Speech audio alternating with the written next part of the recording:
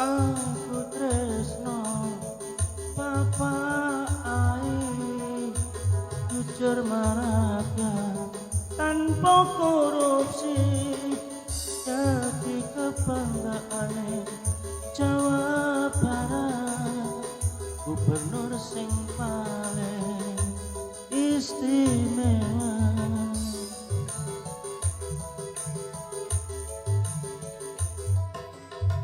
Senadyan aku dudu wong Jawa Barat melu seneng ana gubernur merakyat kebratane gawe geger negara Jawa Barat dadi paling istimewa.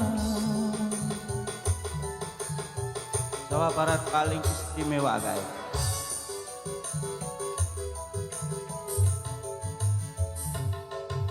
Kerja nyata makmur rakyate senadyan karo konten go bantu rakyate orang ngomong langsung dikerjaake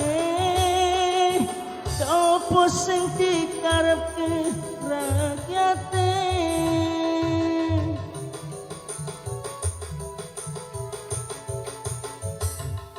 Yen karepku dadi gubernur saklawase jelas jujur seneng bantu rakyate kerja nyoto-nyoto ora kawe-kawe nggo nyenengke kabeh rakyate.